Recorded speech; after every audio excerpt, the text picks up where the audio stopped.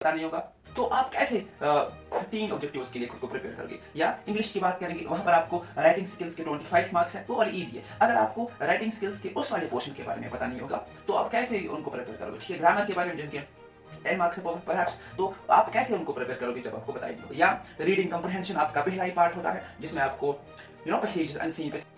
अस्सलाम वालेकुम, hello and welcome back to the channel. Dear students, कैसे आप सब? आई होप कि आप सब अच्छे से होंगे। इन दिस पर्टिकुलर वीडियो आज हम बात करेंगे आपका जो एग्जामिनेशन है जो आने वाला है क्लास 10th के लिए, क्लास 12th के लिए, या जितने भी एग्जाम्स हैं, जितने भी बोर्ड एग्जाम्स हैं, how will you prepare for the board exams, इसके बारे में बात करेंगे। And some tips and tricks for your examination, आपको कैसे लर्न करना है, कैसे चीजों को आपने सीखना है। और जितने भी एग्जाम्स अभी आने वाले हैं, क्योंकि बहुत सारे स्टूडेंट्स ने मुझे मैसेज करी, टेक्स्ट करी, सर जी कि आप हमें बताओ हमारा जो एग्जाम है बहुत ही नजदीक है, तो अब हम क्या करेंगे। ठीक है, मैंने सोचा आप सबके लिए एक वीडियो बना दूं ताकि आप सब लोगों को हेल्प हो जाए। ठीक है, सो वीडियो को एंड तक देखना। लास्ट में मैं आपको कुछ ऐसी चीज भी बताऊंगा, कुछ ऐसी चीजें भी बताऊंगा जो आपके लिए एग्जामिनेशन पॉइंट ऑफ व्यू के लिए नई चीजें होगी एंड आपको वो हेल्प करेगी, ताकि आपका जो 50% कोटा है मैं यहीं पे खत्म कर दूं और फिर आप लोगों को खुद ही बहुत कम मेहनत करनी पड़ेगी। ठीक है ना, तो वीडियो को एंड तक देखना and to share this video to the other students as well, ताकि उनको भी हेल्प हो सके। इससे पहले एक जनरल रिमाइंडर आप लोगों के लिए कि अगर आप चैनल पर नए हो तो चैनल को सब्सक्राइब करना एंड बेल आइकन को भी प्रेस करना, सो दैट कि जब मैं नया वीडियो अपलोड करूं तो उसका जो है ना इंफॉर्मेशन आप तक पहुंच जाए। ठीक है ना, तो स्टार्ट करते हैं आज का वीडियो। एंड याद रहे कि इस वीडियो को आपको बहुत ही ध्यान से देखना है। अगर आपने ये वीडियो अच्छे से देखा, ध्यान से देखा, आई विल अश्योर यू कि आपको 80% से अबव मार्क्स आएंगे। हमारा जो पहला पॉइंट है इसमें जो मैंने चूज किया है, that is the studying is पर द सिलेबस। जितना भी आपका सिलेबस है आपको उसी लिहाज से पढ़ना है, न कि सिलेबस के जो बाहर टॉपिक्स है उनको कवर करना है। और जैसे मैं आपको एक एग्जांपल दूंगा इसके बारे में, आपका जो लाइफ प्रोसेस है उसमें इस साल का जो सिलेबस है जो चेंज हुआ है उसमें आपका फोटोसिंथेसिस नहीं।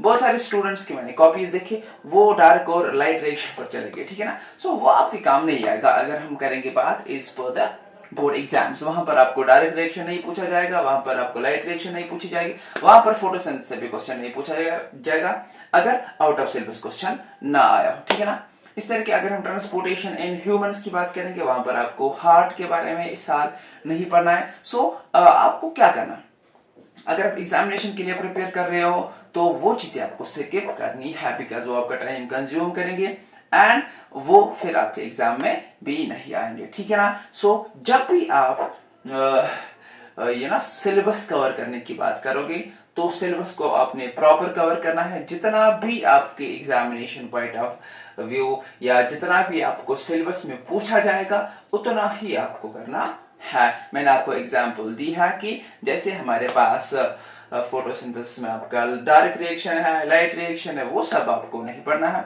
उन चीजों को आपको स्किप करना है, बिकॉज उससे क्वेश्चन नहीं आएगा। जब उससे क्वेश्चन नहीं बनेगा तो आपको क्यों करना है वो। ठीक है ना, इस तरीके से अगर हम बात करेंगे आपका जेनेटिक्स एंड एवोल्यूशन वाला पोर्शन है, वहां पर आपको जेनेटिक्स खाली पढ़ना है, हेरेडिटी का आपका पोर्शन डिलीटेड है। तो ये चीजें आपको खुद ही देखनी है कि हमें कौन से टॉपिक्स कवर करने हैं और कौन से टॉपिक्स नहीं कवर करने हैं, ताकि जब आप एग्जामिनेशन के लिए प्रिपेयर करो तो आपके लिए जो ना सिलेबस थोड़ा कम हो जाए। वरना आपको डायरेक्ट रिएक्शन भी लर्न करनी है, लाइट रिएक्शन भी लर्न करना है, तो ये सब चीजें फिर आपके लिए हेक्टिक बन जाएगा या सिलेबस ज्यादा हो जाएगा। ठीक है, दूसरा जो है ना short notes and to the point answers. Short notes का क्या मतलब है, आपकी जो कॉपी है, चाहे वो लेक्चर कॉपी हो चाहे वो नोट्स वाली कॉपी हो, लेक्चर कॉपी और नोट्स वाली कॉपी में फर्क ये होना चाहिए कि आपका जो नोट्स वाली कॉपी होगी वहां पर आपने शॉर्ट्स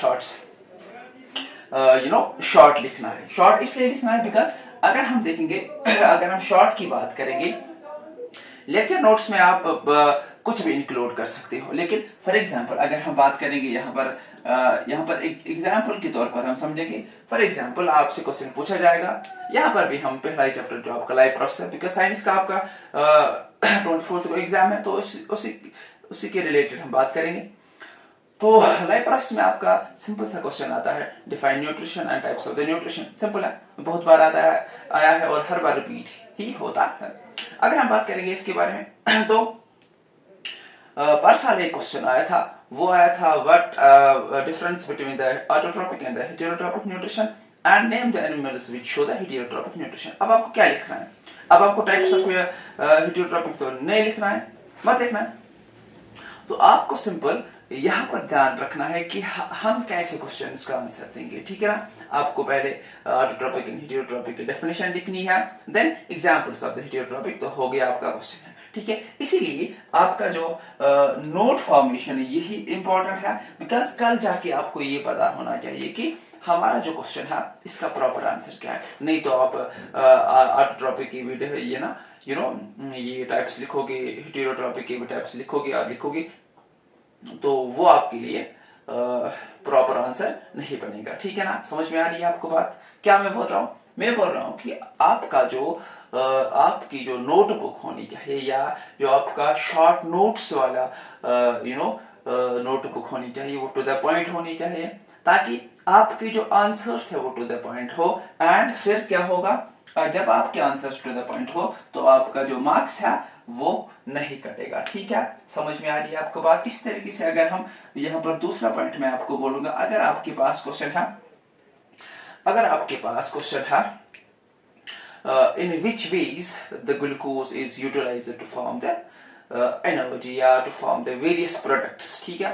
ये आपके टेक्स्ट बुक का क्वेश्चन है, वहां पर आप देख सकते हो। तो वहां पर आपको क्या करना है, वहां पर आप तो रेस्पिरेशन का नहीं लिख सकते हो, वहां पर आपको सिंपल एक ग्लूकोज मॉलिक्यूल का लिखना है। फिर आपको वहां पर एरोबिक और एनएरोबिक के वो 3 टाइप्स लिखने, तो हो गया, ठीक है ना। सो प्रॉपर वे में अगर आप करोगे तो आपका टाइम कंज्यूम ज्यादा नहीं होगा और आपका आंसर प्रॉपर रहेगा, ठीक है ना। समझ में आ रही है आपको बात? देखो फिर से मैं एक बार आपको समझाऊंगा। अगर हम बात करेंगे शॉर्ट नोट्स की, इसका क्या मतलब है?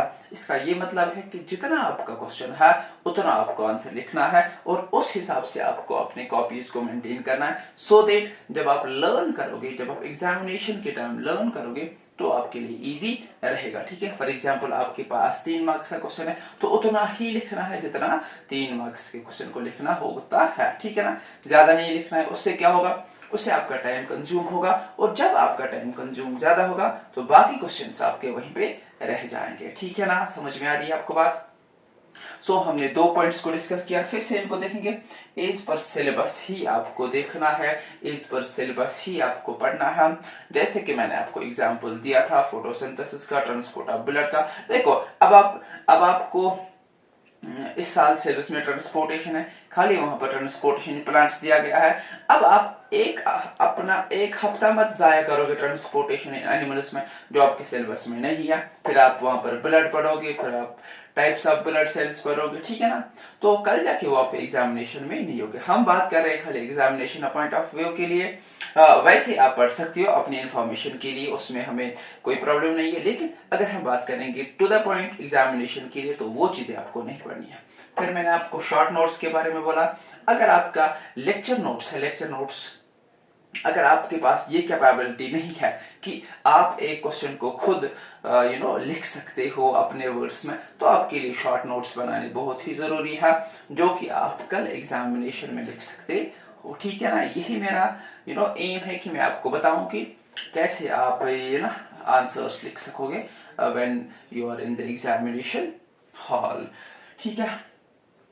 अब ये हो गया, आपने अच्छे से क्या किया, आपने अच्छे से सिलेबस को कवर किया, टू द पॉइंट सिलेबस आपने कवर किया, एंड फिर आपने शॉर्ट नोट्स बनाए। अब आपने शॉर्ट नोट्स बनाए, अब आप लर्न करोगे, और लर्न को जितना भी आप फिर रिवाइज करोगे, रिवाइज का एक प्रॉपर शेड्यूल होना चाहिए। आप वो चीजें लर्न करोगे जो आपको नहीं आते हैं, ठीक है ना। फॉर एग्जाम्पल आपको कोई क्वेश्चन आता है तो उसे बार बार करने की कोई जरूरत नहीं है, आप दूसरे क्वेश्चन करो जो आपका अभी इनकम्प्लीट क्वेश्चन है, ठीक है, जिसमें आपको करने में थोड़ी प्रॉब्लम होती हाँ, समझ में आ रही है आपको बात। इसी तरीके से हमारे पास याद रहे, this is the one of the most important part in this video, जो आपको पता होनी चाहिए। वो ये बात है बच्चा कि आपका जो पेपर पैटर्न है वो बहुत ही ज्यादा इंपॉर्टेंट है। आपको पेपर पैटर्न के बारे में अगर पता नहीं है, दैट मीन्स कि आपकी जो तैयारी है एग्जामिनेशन के लिए वो बहुत ही कम है। ठीक है, आपको एग्जामिनेशन के लिए फिर 10% और 20% तैयारी है अगर आपको पेपर पैटर्न के बारे में पता नहीं है। ठीक है, मैंने पेपर पैटर्न के लिए एक सीरीज रखी है, तो वो जाके आप चेकआउट करना। वहां पर मैंने आपको बोला है कि आपको कैसे क्वेश्चन आएंगे, कैसे आपको कितने मार्क्स से क्वेश्चन आएंगे, वो सब आपको देखना होगा, ताकि आपका जो एग्जामिनेशन है वो अच्छा जाए।